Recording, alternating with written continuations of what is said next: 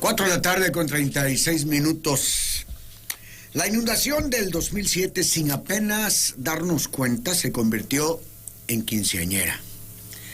Sí, hace 15 años, para estas fechas, teníamos agua por todos lados. Estábamos rodeados. Llovió más del 40% del agua que cae en todo el año y Villahermosa sucumbió. Se calcularon pérdidas por 4,000 millones de pesos. Fueron miles los damnificados. Se desbordaron 7 ríos. Fue afectado el 80% del territorio tabasqueño. Las pérdidas fueron cuantiosas. Los voluntarios, afortunadamente, se multiplicaron para ayudar a los perjudicados. Los medios de comunicación se abrieron a servir, a orientar e informar a la gente. En BT hicimos turnos de 24 horas para poder servir mejor e informar. La situación cada día era peor por lo que llovía aquí y por lo que caía en Chiapas. La presa Peñitas no dejaba de turbinar y de hecho cada vez era más. Llegó a desfogar más de 2,000 metros cúbicos por segundo, complicando todavía más el problema. Nosotros perdimos nuestra planta transmisora. Tuvimos que trabajar con un transmisor de auxilio. Nos dieron albergue a otros compañeros en sus transmisores, ¿verdad?, para poder salir adelante y seguir cumpliendo. En Chiapas se formó un tapón que hacía más peligrosa la posibilidad de una inundación todavía peor. En fin, le estoy diciendo así, a resumen y a grandes rasgos de aquellos complicadísimos días que parecía que no se terminaban. Dicen por ahí que, ¿cómo es lo que dicen? No hay nada que esté tan bien que no pueda estar mejor, pero también no hay nada que esté tan mal que no pueda estar peor. Y eso es lo que veíamos en aquellos tiempos. Cuando uno decía, ahora este día va a estar mejor, híjole, las noticias eran todavía más complicadas. Nos llegó afortunadamente ayuda de todo el país, de diversos países. La solidaridad con los tabasqueños fue grande y conmovedora. El gobernador en turno, Andrés Ranier, trabajó incansablemente para ayudar a la gente, incluso estuvo en la línea de relleno y carga de costalería del Malecón. El entonces presidente Felipe Calderón vino a Tabasco y prometió que nunca más sucedería una inundación a Villahermosa. Después de 15 años de otras inundaciones, de momentos de esperanza y de desesperanza, de muchas promesas y pocos compromisos, ¿cómo estamos? ¿Se han ejecutado las obras necesarias? ¿Qué pasaría a Villahermosa en particular y a Tabasco en lo general si volviera a llover la misma cantidad de agua en el mismo espacio de tiempo que en el 2007? Para el análisis he invitado a nuestros ya conocidos, el doctor Jorge Goñi, medioambientalista experto en el tema y que ha estado con nosotros, como ya dije, en muchas otras ocasiones, a quien hoy le doy de nueva cuenta las gracias por aceptar platicar con nosotros y también la bienvenida al programa. Jorge, bienvenido. Gracias. Y el activista ambiental, maestro de energías renovables y desarrollo sustentable, maestro León Gutiérrez Ferretti. Bienvenido también. Gracias, Chuy. Saludo a tu auditorio. Muy bien, pues de todo, vamos de una vez a abrir fuego, ¿no? De todo lo que han prometido las autoridades federales y estatales, ¿qué saben ustedes que se ha realizado hasta ahora para evitar más inundaciones? ¿Quieres empezar, Leo? Mira, desde la perspectiva social, desde la visión ciudadana dentro de todo esto y con un carácter ambiental, te quiero decir que pues vimos que el plan hídrico que se hizo en aquel entonces y que ha cambiado de nombre cada 6 años. El PIS y el... Sí. PIS y PHIT. El PHIT y esto. Entonces, hemos visto que se han realizado obras. Lo que no hemos visto es el mantenimiento de esas obras. Entonces, garantizar que aprendimos algo de estos 15 años que tuvimos como un referente de inundación más inmediato, aunque hemos tenido otros menores, incluso recientemente en el 2020 que también nos dijeron que no nos íbamos a inundar. Por ahí es la situación, ¿no? No sabemos, tenemos conocimiento, por ejemplo, que se están haciendo obras en la actualidad del dragado del río González, de algunas obras de desasolves, en los canales de alivio, que son obras que vienen desde esos 15 años. Sin embargo, no hay la información accesible para el ciudadano común para saber qué avances llevan. Acaba de haber una controversia hace poquitos días con relación al porcentaje de avance, ¿no? Donde la Secretaría de Marina, que es la instancia ejecutora del dragado, señala que es un 17%, y por ahí alguna autoridad local establece que no, que está mal, que es mayor. Entonces, todo esto, ellos estoy seguro que intentan informarnos a la ciudadanía, pero cuando hay estas diferencias en la información, pues yo creo que nos desinforman.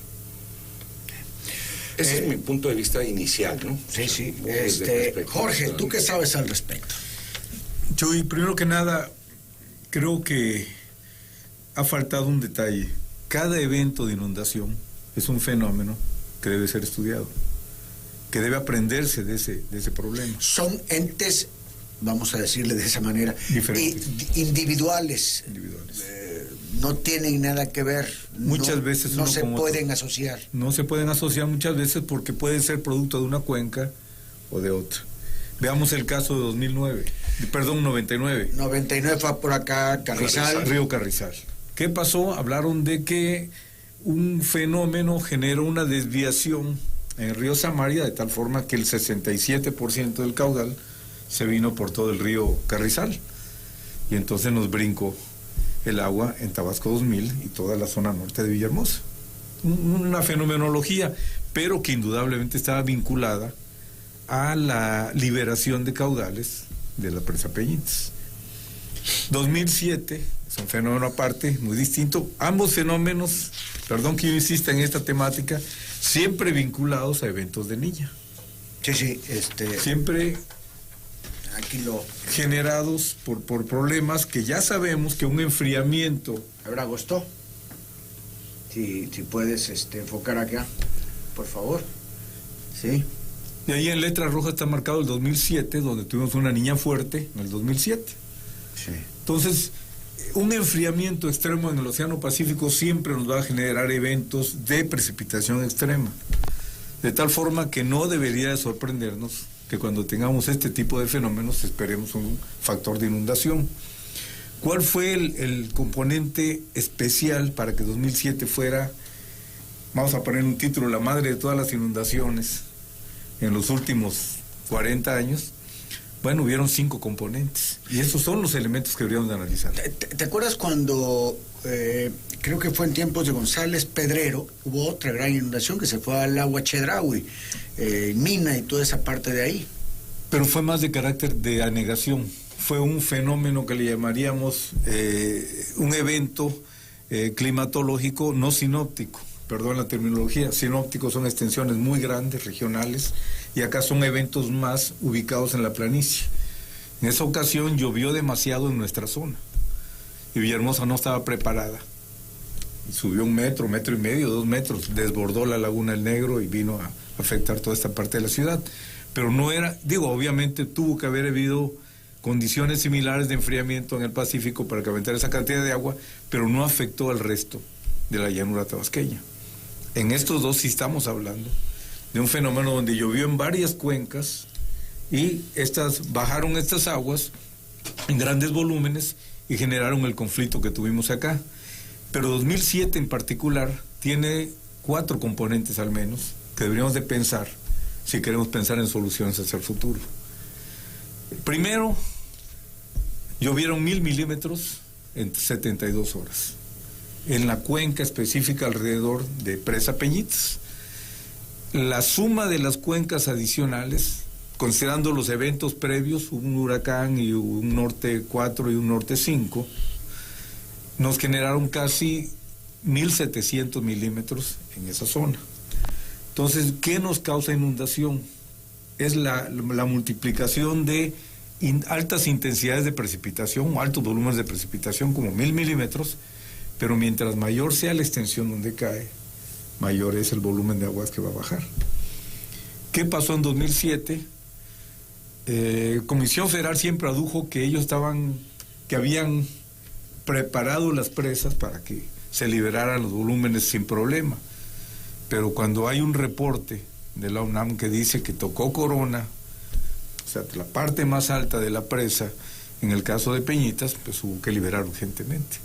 Y pasar de 800 metros cúbicos por segundo hasta llegar a más de 2.000 metros cúbicos por segundo. Yo escuché datos de 2.500 metros cúbicos por segundo. Creo que 2.700. 2.700 metros cúbicos por segundo. Estamos hablando de 2.700.000 litros cada segundo que se están liberando. Es un volumen impresionante. Una locura.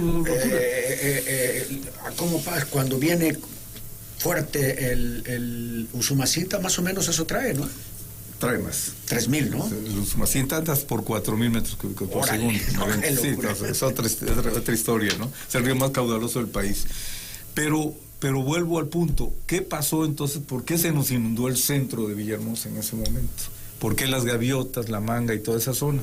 Se supone por el tapón que hizo el Carrizal. El mismo Carrizal. Por física de vectores lo entendemos. Por eso nos avisaron 3 días antes de que se iba a inundar la zona. La gente no salió. Hubo un factor social que no colaboró, y entonces ese desalojo se volvió una crisis humanitaria después. Pero evidentemente el problema estuvo en la presa, número 1, la cantidad de precipitación que ocurrió, número 2, los tiempos de transporte entre lo que llovió en la cuenca y bajó fue muy corto. Hablamos de menos de 14, 15 horas que llovió en la zona y bajó el agua. Y número 4, o sea, sería el número 3, el número 4, nuestras cuencas están devastadas, están totalmente dañadas. Asolvadas. Más que asolvadas, deforestadas. No tenemos nada que nos retenga aguas, por eso los tiempos de transporte son muy bajos. Resbala el agua, vaya.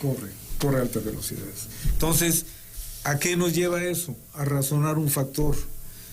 Cuando nosotros trabajamos en materia de ingeniería ambiental siempre hablamos de análisis de sistemas. Y en el análisis de sistemas vamos componiendo cada factor que puede alterar. Y el único factor, o los 2 principales factores que nunca se han tocado en los programas, ha sido la parte de naturaleza. Siempre trabajamos con medidas aplicadas directamente al río, a los bordes de la ciudad, con puertas de desviación, pero nunca nos hemos metido con el factor de origen del problema. Bueno, a ver, entonces, yo por lo menos he entendido perfectamente bien lo que dices, ¿no? Se ha descuidado esa parte. Pero de la otra, de la que han hablado, se están haciendo las vías y del sistema climático que ha variado tanto en los últimos años y que nos hemos asentado mal, que el desarrollo urbano no está planificado con toda la responsabilidad que se debería, no de ahora, sino de muchos años. Y todos estos son cuestiones que, como bien dice el doctor Goñi, no se han estudiado. No hemos investigado a fondo, o no han investigado los especialistas en cuanto a estos componentes, ¿no? Porque si no, podríamos sí estar hablando de que Tabasco no se va a volver a inundar, aunque te puedo decir una cosa, sería muy irresponsable de mi parte hacer una afirmación de ese tipo, ¿no? Lo que sí podemos en un momento dado decirle a la gente es que siempre se mantenga en prevención, porque somos una llanura inundable. O sea, históricamente. Nuestra simple ubicación y situación geográfica y la morfología nos hacen así, vulnerables. Muy vulnerables. Es tan sencillo. Hidráulica y climáticamente hablando, ¿eh? Entonces, cuando alguien dice nunca más, no es posible ese nunca más, Jorge. ¿O si es posible ese nunca más? No es el nunca más. Yo creo que esa expresión tiene 2 connotaciones, ¿no? Número 1... Una política. Pues es una expresión política de un jefe de Estado que definitivamente no puede permitirse el desánimo. Tiene que ser positivo. Yo recuerdo, perdón que meta esta cuota, pero Winston Churchill un día le dijeron, oiga, ¿cuál es la diferencia entre un político y un muy buen político? Pues el político te va a prometer, pero el muy buen político va a intentar hacer cosas y cuando le falle el siguiente año te va a decir, falló por esto, pero lo intenté. Claro. Entonces, creo que en ese sentido, este año, con todo lo que tuvimos en 2022, una niña fuerte, comenzó, fue un triple evento. Eso es algo ya inédito. ¿Y nos libramos del huracán? Nos libraron del huracán. Sí. Pero con todo y ese evento, no se inundó de la manera que se inundó 2007. Eso habría que pensarlo. ¿Por qué?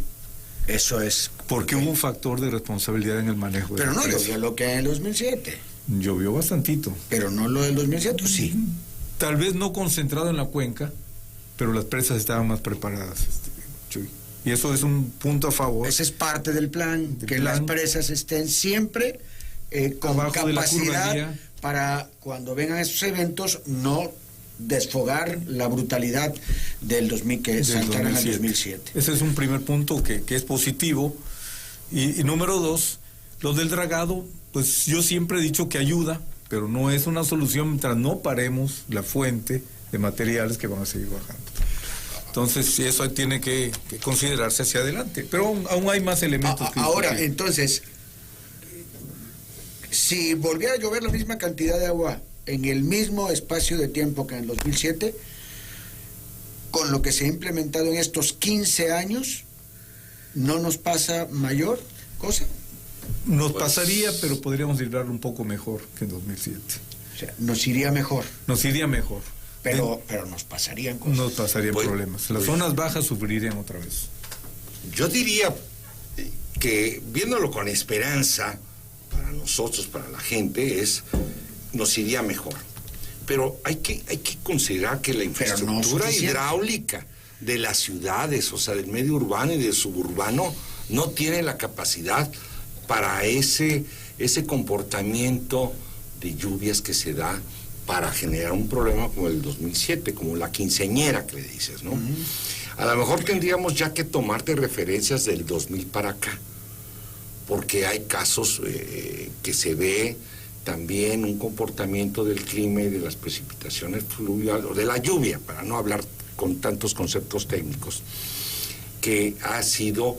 Recordemos, y aquí Jorge en tu programa lo dijo en una de sus pláticas, que habíamos tenido 5 años de seca, ¿no?, en Tabasco, y que eso había permitido una mejor administración de las presas que están en el Alto Grijalva. Nos dieron un respiro, como ahora nos acaban de dar un respiro también. Otro más. ¿Verdad? Nos dieron, ahora son días, porque viene un ciclón. Acabo de ver que está a 200 y tantos kilómetros de Jamaica, y vi la ruta de y viene atacando, va a entrar entre Quintana Roo y Chiapas, y muy probablemente nos va a hacer cosquillas, y cosquillas que no creo que nos hagan reír. No sé si ya viste la trayectoria. Sí, la vimos hoy en las noticias. Y algo que acabas de comentar hace un momento, Chuy, creo que es bien importante, es todos entramos en un estado de prevención por el llamado huracán Carl que entraba por Tabasco. Primero que Veracruz, luego era errático su comportamiento, y luego dijeron que entre Veracruz y Tabasco, y luego que el norte de Tabasco, en fin. Y bueno, no llegó con la intensidad que estaba pronosticada. Y todos pusimos atención a la prevención en ese periodo. Pero a los pocos días nos cayó otro, que no fue un huracán que entró en Tabasco, sino que hay que ver el sistema regional, ¿no? O sea, qué pasa en el Istmo, qué pasa en Guatemala, qué pasa en Chiapas, porque pues tuvimos alertas en 7 municipios y era realmente... y no tuvimos la misma prevención que cuando hablamos de Carl, poquitos días antes. Entonces esto tiene mucho que ver con también comportamiento social, ¿no? Y que la autoridad nos tenga siempre, y lo han hecho, porque lo veo diariamente el reportaje, el pronóstico del tiempo, que no deja de ser un pronóstico. Sí. Puede o no suceder, pero hay probabilidades que existen. Entonces, vámonos sobre probabilidades y mantengámonos siempre alertas, ¿no? Bien, vamos a ir a una pausa y vamos a regresar a platicar sobre... Bueno, vamos a ir con el tema, por supuesto, no tardamos.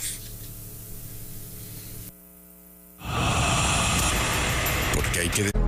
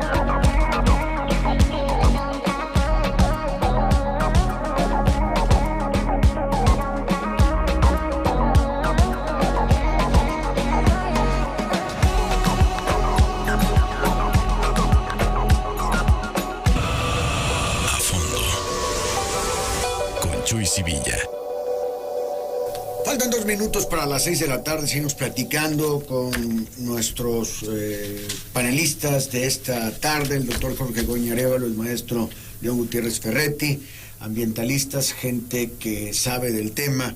Y bueno, pues platicamos detrás del micrófono y creo que vale la pena hacer el replanteamiento. Tantos planes, ¿no? Al principio hablábamos del PIS y no sé, el PH y no sé qué. En fin, tantos planes que se han planteado los gobiernos desde Fox Andrade, presidente y gobernador, pasando por Calderón, Granier, Peña, Núñez y ahora López Obrador, Adán y Merino, porque pues primero estuvo uno y luego está el otro. Y o no han servido, o no han sido suficientes, o no los han implementado correctamente, o qué. O sea, en 15 años, ¿esto que llevamos de avance en infraestructura es lo que deberíamos tener? ¿O nos quedan a deber, Jorge? Creo que faltan componentes que aplicar y no hemos salido de las recetas tradicionales.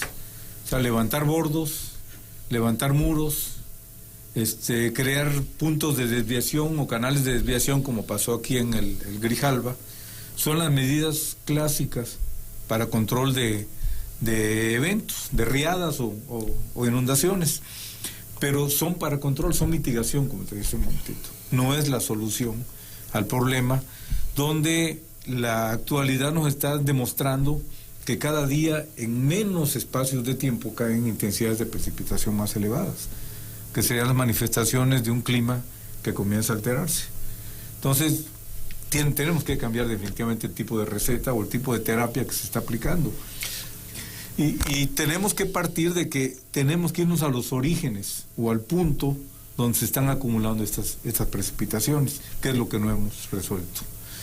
O sea, llueve en las cuencas hidrográficas de Chiapas y cada día en menos espacio de tiempo se nos acumulan estas aguas y bajan. Entonces tenemos medidas de control como son los bordos, pero muchas veces las velocidades de escurrimiento son fuertes y nos están causando hasta ruptura de bordos, o nos están creando altas velocidades de asolvamiento.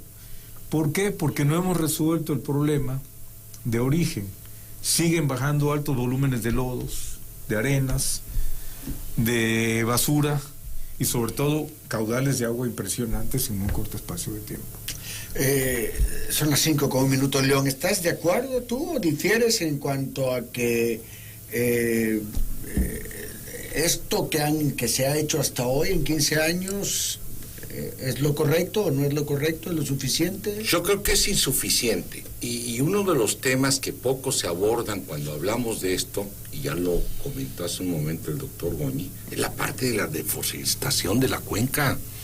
Corren más de, corrígeme doctor, más de 1.200 millones de metros cúbicos en la planicie tabasqueña, ¿no? 120 mil. Lo que traen la cuenca total entre Gusumacinta y Grijalva son 100.000 millones de metros cúbicos. 100.000 millones. Y seguimos pensando y haciendo lo mismo que se hacía antes. Entonces hay que cambiar la fórmula. Muchas veces dicen que hay que cambiar de camino, pero también de paso para caminar, ¿no? Para llegar a los objetivos. En este caso es lo mismo que está planteando aquí el doctor Joñe. Es insuficiente desde mi punto de vista personal y lo que he leído y me he remetido a los programas que ha habido desde el 2000 y tantos, y yo veo que seguimos, también hay un comportamiento social equivocado, hasta gente viviendo en esos bordos de contención. A eso iba yo ahorita precisamente. Hay asentamientos humanos en lugares que no son, y creo que en 15 años se ha hecho muy poco en este renglón de reubicación. Se siguen destinando estos terrenos a la ganadería y agricultura, y la gente se sigue quejando de dejen de desfogar, dejen de hacer, ya nos volvimos a ir al agua, etcétera. Dios mío querido, yo entiendo perfectamente, esa gente es su terreno, es su ranchito, es su propiedad, es de lo que... Pero alguien les tiene que decir que siempre se van a ir al agua, que siempre van a tener el problema, que esos terrenos hoy ya no son ni agrícolas ni ganaderos, o estoy equivocado. Pero antes teníamos una cultura del agua. En Tabasco la gente sabía cuándo mover su ganado a las zonas altas, sabía cuándo subir al Tapanco su alimento. Había gente que tenía zonas altas. Hoy la gente ya no tiene para zonas, apenas si tiene su terrenito ahí donde se va. Los programas que por décadas se han dado, y más acentuado a partir del 2007, de carácter asistencialista, le han quitado esa cultura a nuestra gente. Y lo vemos, ¿no? Porque si tú vas a los Aztlans, por poner un solo ejemplo, antes la gente sabía qué hacer. Ahora cuando empieza o hay pronóstico de un mal tiempo o de exceso de lluvia que se viene, exigen cobijas y exigen un lugar donde albergarse durante la... Antes no, sabían cómo moverse, cómo vivir esa etapa crítica de lluvia. Entonces sí es parte de la cultura del agua que hemos perdido en general. Y hay que intensificar, hay estrategias para generar cultura del agua, rescatar eso que teníamos antes, las generaciones de los abuelos y antes sabían cómo convivir. Cuenta una anécdota de que tenían su tapanco y ahí se subían y ahí te cocinaban y ahí tenían su maíz, ahí tenían sus tortillas y hasta subían su cochinito y sus gallinas y todo, ¿no? El tapanco dice que pasaba las lanchas del DIF por las casas diciendo, oigan, ustedes son damnificados, necesitan algo. Nosotros no, si ustedes quieren aquí les invitamos un cafecito, no necesitamos nada. Miren, este tema es muy delicado, y es muy sentido, porque es mucha la gente la que hoy resulta afectada y a la que se le tiene que dar una respuesta. Hay gente que está asentada ilegalmente en esos lugares. Esa gente de alguna manera se tendría que reubicar. Pero además se tiene que ver la manera de que esos lugares de donde se está reubicando la gente porque se va al agua, ya no se vuelvan a asentar personas. Porque ha sucedido que quitan gente de ahí, la reubican y vienen otros y se asientan ahí. Y exigen y vuelven a reubicarlos y sucede. Pero para eso se necesitaría estar vigilantes del asunto. Pero esa es una. La otra es el problema con agricultores, pequeños agricultores, gente muy humilde, con muy pocos recursos, que tiene 2, 3, 4 ganaditos nada más, que tiene algunos animales de traspatio, que tiene 2, 3 cochinitos, o sea, que no tiene muchos recursos y que no tiene para comprar en zonas altas. Pero que algo hay que hacerse con él, hay que hacer con ellos. Hay una realidad también, Chuy. Las presas, cuando se construyeron, cambiaron la percepción de seguridad de Tabasco. Antes de las presas una era la historia de Tabasco y después de las presas fue otra. ¿Por qué? Porque comenzamos a liberar zonas que aparentemente no se iban a volver a inundar. Las presas estaban en su mejor momento, su punto óptimo. Entonces hubo regulación un buen número de años. Pero en esa misma cantidad de años o décadas se estaba degradando las cuencas. Entonces ya llegamos al punto crítico ahorita, 50 años después, o 60 años después de la construcción de las presas, donde tenemos cuencas totalmente deforestadas, sin capacidad de retención de agua, tenemos ríos totalmente asolvados, y nuestras presas ya no tienen la misma capacidad de regulación. Entonces, ese sentido de seguridad que se creó en la Chontalpa Chica, en buena parte de la planicie después del municipio del centro, ya se está volviendo a perder. ¿Por qué? Porque estructuralmente ya no funciona nuestro esquema hídrico, viéndolo de forma regional. Pues es una complicación mayúscula. Mayúscula. Y en cuanto a los ríos de la Sierra y Pichucalco, son ríos que vienen totalmente libres, no hay una presa, control. No hay nada que los pueda detener, que los pueda regular, y ahí yo no sé si ustedes se debería hacer una presa o alguna infraestructura de estas. Se tendría que poner una presa, pero la realidad también es otra. Se tiene que, nunca pensamos en modificar patrones de uso del suelo, es lo último que queremos. ¿Cómo convencer a las gentes que están haciendo ganaderías donde no deben hacer ganadería? En plena sierra, con pendientes elevadas, donde en términos de costo-beneficio no ganas nada con poner una res a comer pasto en la punta del cerro y hacerlo bajar a tomar agua. Se tardan 3 años en engordar una res, pero es un factor de costumbrismo que nos mantiene con un uso indebido del suelo. Yo me puse a hacer números, Chuy. Si quisiéramos reducir o comenzar de verdad a mitigar, pero ahora hablando con criterios de naturaleza, el problema de estos escurrimientos, es cuestión de meterse con alrededor de 300,000 hectáreas. Son la parte crítica que nos está aportando altos volúmenes de agua. De esas 300,000 hectáreas, hay cerca de 60,000, 80,000 hectáreas que pueden ser los puntos más críticos que nos están generando los picos de turbidez en los ríos. Y hay un problema, que nosotros nada más vemos la parte que nos incomoda, es decir, las aguas turbias paran las potabilizadoras, nos llega agua con color a chocolate, pero no pensamos en las consecuencias de estos ríos que acarrean tantos sólidos. Estamos eliminando la flora y fauna nativos de Tabasco. Estamos dejando nuestros ríos sin vida por esta consecuencia. Entonces, mientras sigamos pensando en medidas estructurales de ingeniería clásica que te conduce al agua y te resuelve el problema, pues nos sentimos cómodos en la ciudad, pero no estamos pensando en el gran ecosistema. Estamos perdiendo la integridad como ecosistema regional, y eso es peligroso en el largo plazo. Entonces, dragado sí, pero reforestación. Urgente. Pero además, reforestación, ahora sí como dice, a lo bruto. Sí, de cuencas. O sea, y te la voy a poner de otra forma, Chuy. Ni siquiera es de la mano del hombre. No se requiere. Simplemente decretos que te obliguen a dejar intacto el suelo.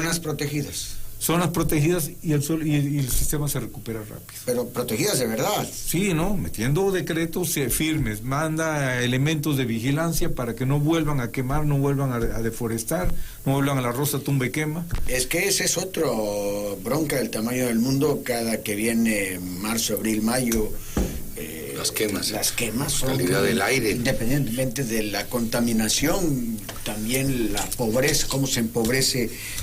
Fíjate que a semana y media de la COP, que es la conferencia de las partes sobre cambio climático, la ONU estima que los compromisos para reducir las emisiones de gases de efecto invernadero están muy lejos de limitar el calentamiento global a 1.5 grados centígrados.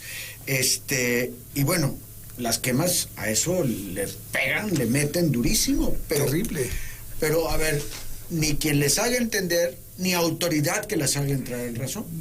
Y hay un marco legal para ello, que no se aplica.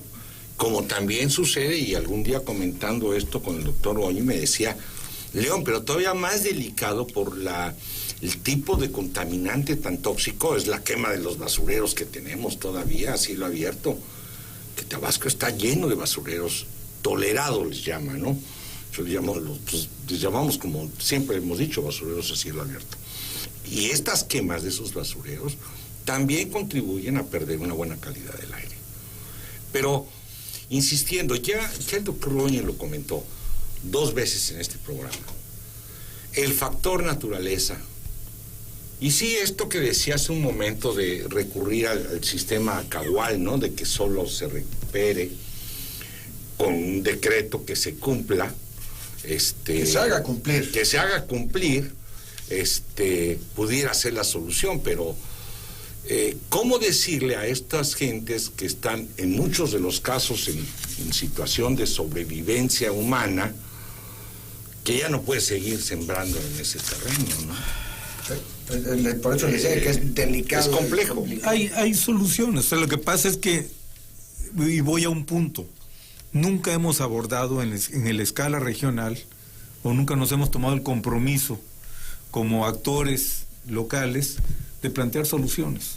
Siempre esperamos que del altiplano nos baje la iluminación y nos den los planteamientos aquí. Hay el esquema que se llama PSA, Pago por Servicios Ambientales.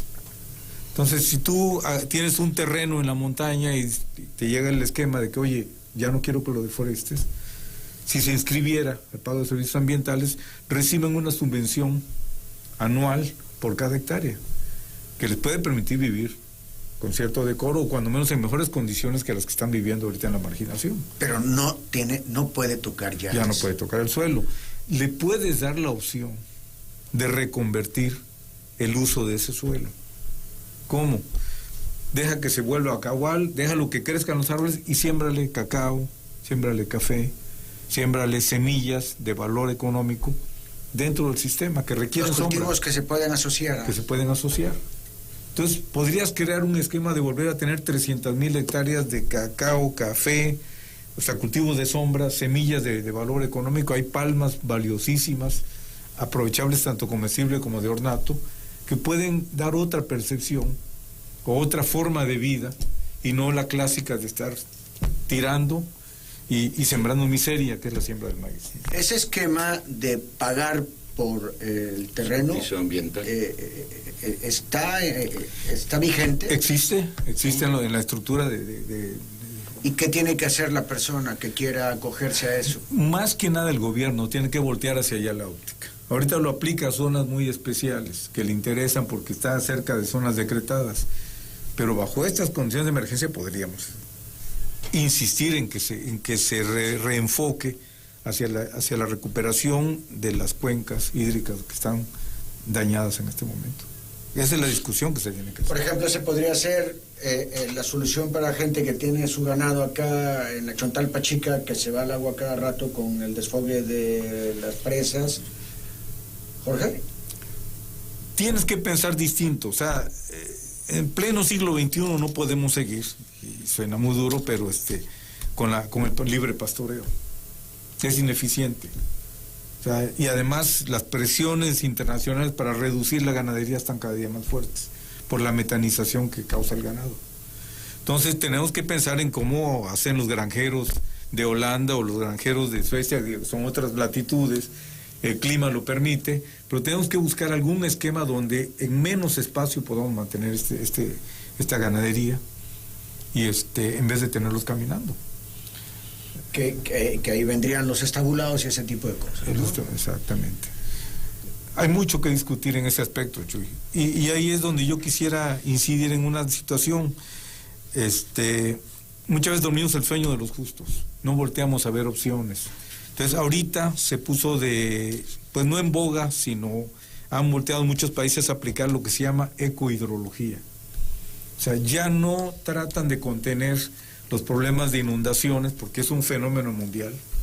Acuérdense que Pakistán lo acaba de pasar, Japón lo está viviendo. Lo están aplicando con criterios de sustentabilidad. O sea, voy a aplicar medidas de control hidrológico, pero tienen que ir muy amarradas con un enfoque ecosistémico. O sea, ¿cómo voy a ir recuperando los ecosistemas que existían? ¿Cómo voy a ir induciendo otros ecosistemas que me permitan contener el golpe de agua? Y en algunas partes lo están logrando ya. Tiene 15 años que comenzó esta línea de trabajo. 15 años, fíjate. 15 años. Lo mismo que nosotros sufrimos la inundación hace 15 años. Y aquí ninguna institución de educación superior ha alzado la mano y decía, yo voy a trabajar ecohidrología. Y no sería difícil, porque todos pensamos que la Conagua tiene que dar soluciones. No, la Conagua no tiene tiempo. Cumplen una función administrativa, burocrática y normativa. Normativos. ¿Quién de ellos voltea a ver criterios de investigación, de desarrollo tecnológico para aplicar nuevas opciones? ¿Quién debería hacer eso?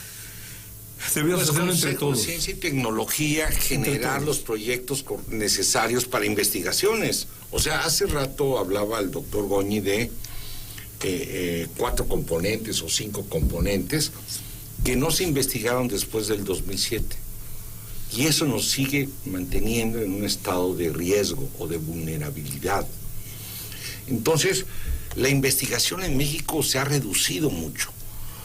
Me decía alguien que lleva el control de todas las investigaciones que se hacen en Tabasco, y lo último que le llega, porque él hace todo el acopio de estas investigaciones, han sido sobre COVID. Está bien, fue una emergencia mundial, pero se han descuidado otros temas, ¿no? Como el caso hidráulico, el caso del clima.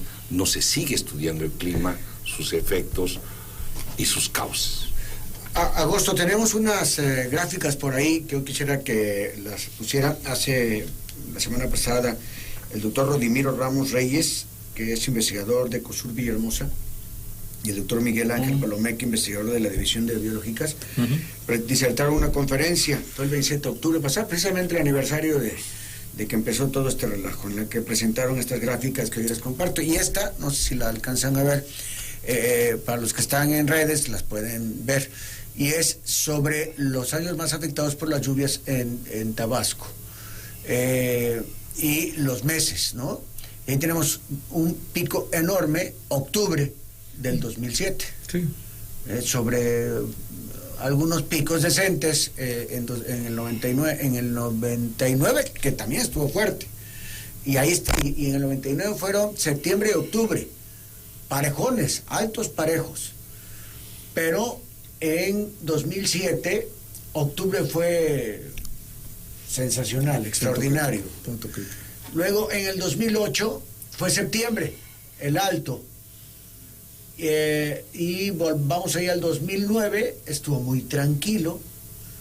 Y luego en el 2010 fue agosto, donde hubo un pico muy alto, agosto y luego septiembre. Y luego en el 2000, ¿esa es la misma esa que tienes ahí? No, pero vamos, coincide con los eventos de enfriamiento, ¿no? Sí, acá trae 2010, octubre, septiembre, octubre y noviembre. Pero ya sabemos que es septiembre, octubre, noviembre, cualquiera de ellos o los tres, ¿no? Son los puntos críticos. Los puntos críticos. Alguien me decía, o alguien de gobierno decía, yo creo que no va a pasar nada.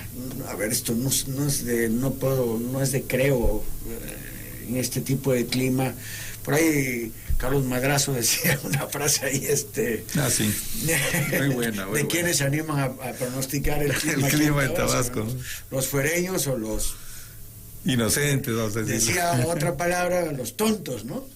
Y le decía a la persona que pronosticaba, ¿tú qué eres? ¿Tonto o fuereño? Le decía. Es complicado. Yo siempre he sabido que pasando el 15 de noviembre disminuyen las posibilidades, pero disminuyen, no desaparecen las posibilidades. ¿Quieres poner la siguiente gráfica, Agosto, por favor? Mira, miren, este es el mapa de las inundaciones en Tabasco durante 2007. Miren, los que tienen redes pueden ver ahí la imagen. todo lo que está en azul, soy daltónico, me corrigen, en azul fue lo que se fue al agua. O sea, una barbaridad. Y las zonas afectadas son las rojas, sí, las que están en rojo. Yo pregunto porque soy daltónico, o sea, no es que no vea los colores, pero tengo algún daltonismo, ¿no? Por eso pido apoyo. Entonces, aquí en este mapa nos están dando a ver, a conocer las afectaciones. Lo que quedó en pie realmente son como islas. Lo que se salvó fueron como islas, prácticamente. Pones la siguiente, por favor. Se habló del 70% del territorio 80%. tabasqueño afectado, ¿no? Sí, impresionante. Y esta es la zonificación de propuesta de área de conservación, que también ellos mencionan en su disertación. Pero esto en escala regional, porque lo veo muy pequeño. Esto es, pero esto yo supongo que es región, sí, porque acá está Cárdenas, está el límite, los límites municipales, ¿no? Ok. ¿Sí? Pon la siguiente, por favor. Es un poco pequeña la escala, pero bueno, sí. Agosto. Y mira, y esta es la que llama mucho la atención, que son los escenarios de vulnerabilidad por ascenso del nivel del mar en la costa mexicana del Golfo de México y Caribe. Investigaciones geográficas, 1999 dice ahí, pero mira todo lo que podríamos perder de territorio. No la compro mucho. No la compro mucho. No la compro. A ver, cuéntame tu historia.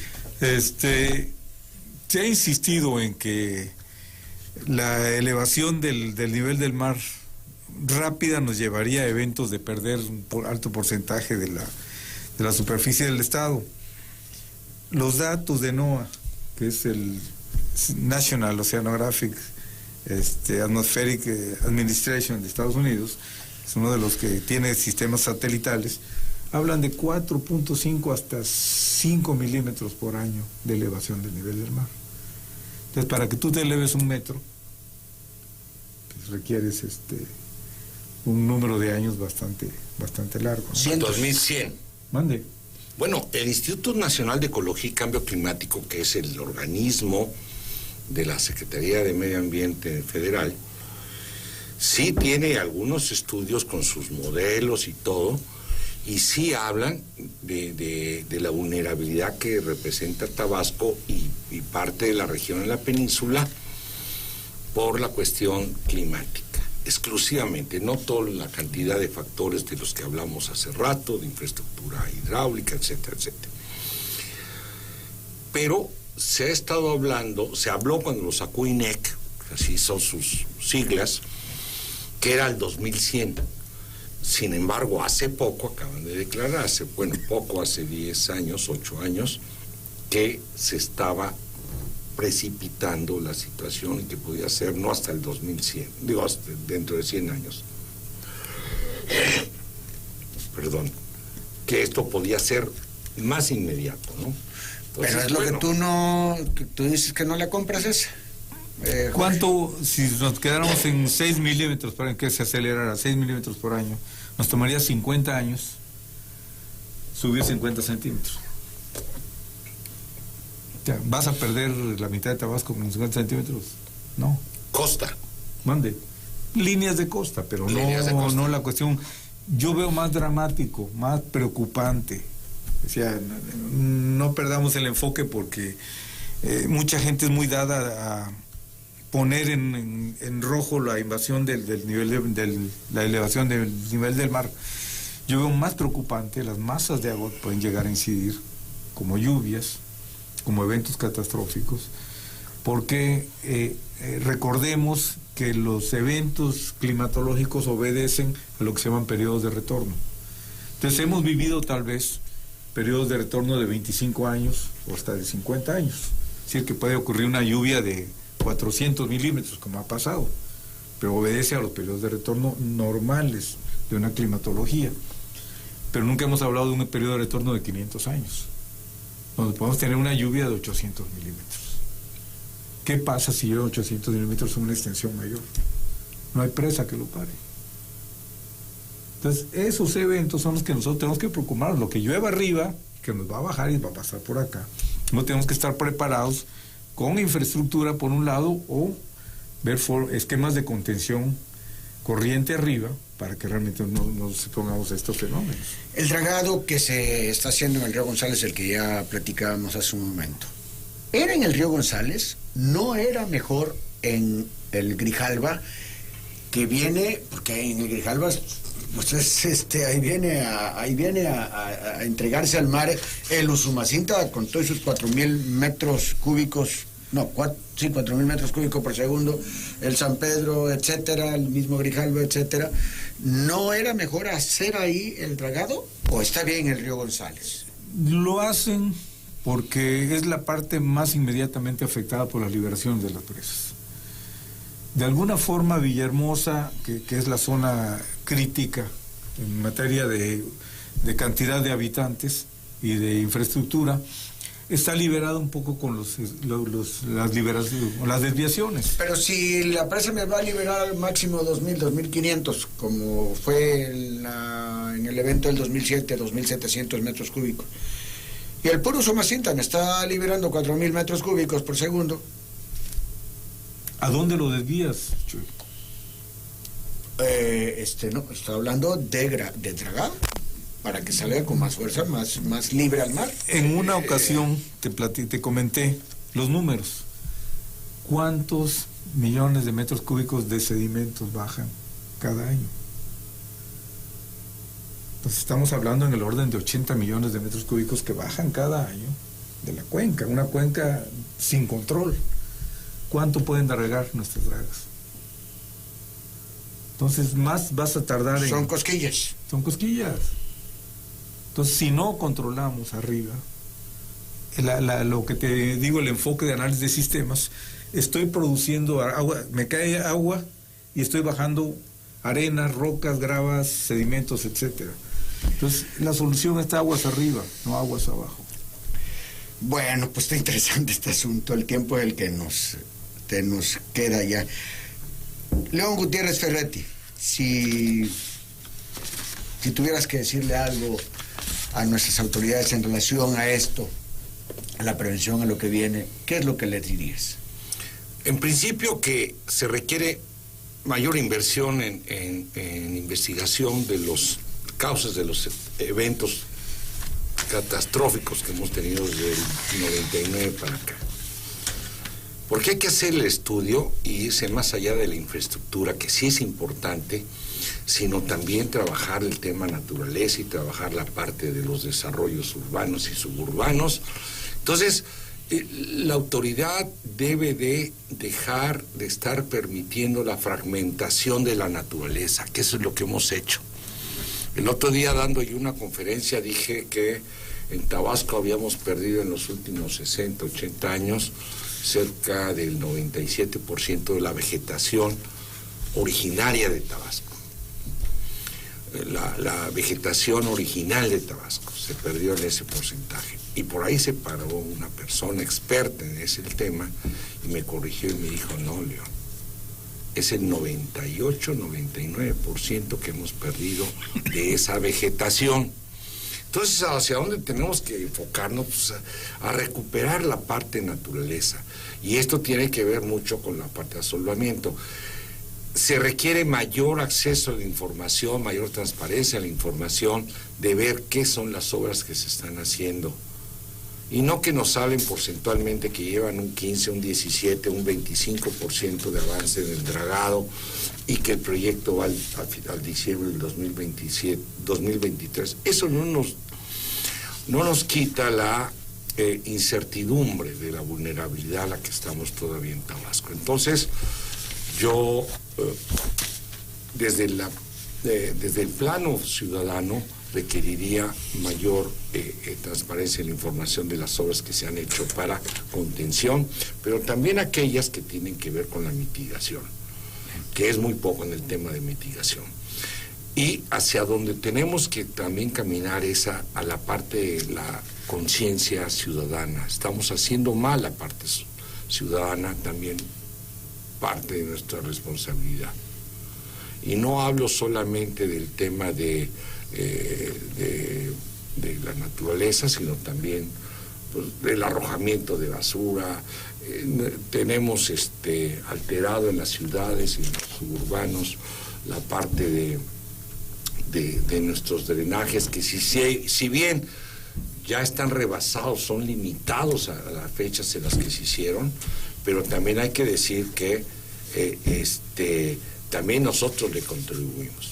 No en la mayor medida de la responsabilidad de la autoridad, que yo siempre he dicho que esto es una cuestión de responsabilidad compartida entre autoridad y ciudadanía, o la sociedad.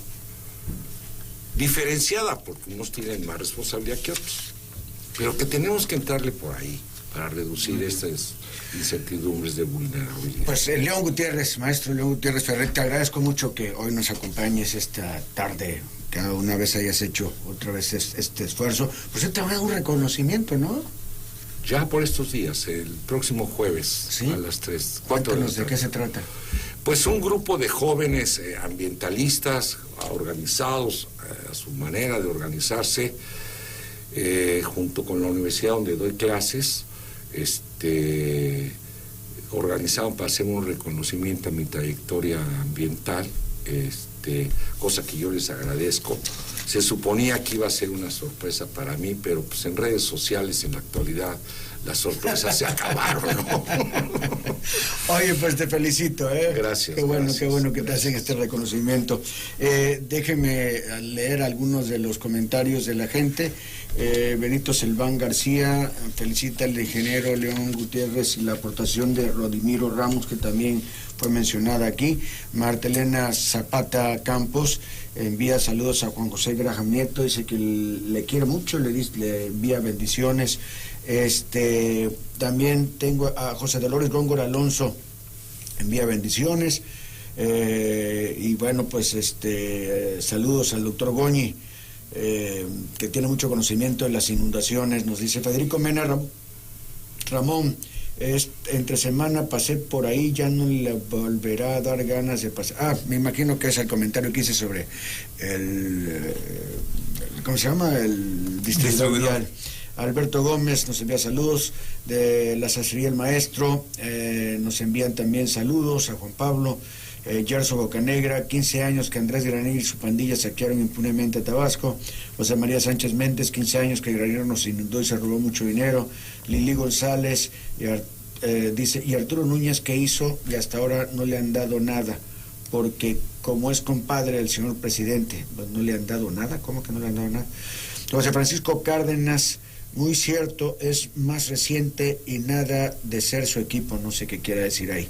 En fin, hay otros comentarios que voy a leer luego, nada más que también a Jorge Goñi le pido, si le tuvieras que decir algo a los señores de gobierno, pero también a la gente, porque hace un momento hizo bien la alusión León Gutiérrez Ferretti, se refirió a la gente que se nos gobiernan, pero también se refirió a la ciudadanía. ¿Qué les dirías, bueno, Jorge? Al gobierno, no sé, yo tengo una propuesta. Creo que no hemos hecho un esfuerzo en la escala regional, porque se tiene que trabajar regionalmente, Chiapas, Tabasco, parte de Veracruz o Campeche, crear una comisión. Pero ya no la estructura. Esto que me estás pasando, Comisión Regional de Ecohidrología, Grijalvo Usumacinta. Sí. Hidrometeorología, estadística regionalizada, modelos regionales de impacto climático. Hidrología fluvial, restauración de sistemas acuáticos, embalses y lagos artificiales, sistemas de almacenamiento hídrico y manejo integrado de recursos hídricos. Participantes, a quienes propones Conagua, Chiapas y Tabasco, Secretarías de Obra y Ordenamiento, SEDATU y universidades e institutos de investigación. Y no es para hacer investigación, es para generar propuestas aplicadas de corto plazo. Siempre estamos pensando que la participación en las universidades es un esquema de largo plazo y vamos a descubrir, no, hay muchas cosas que se podrían solucionar de manera práctica.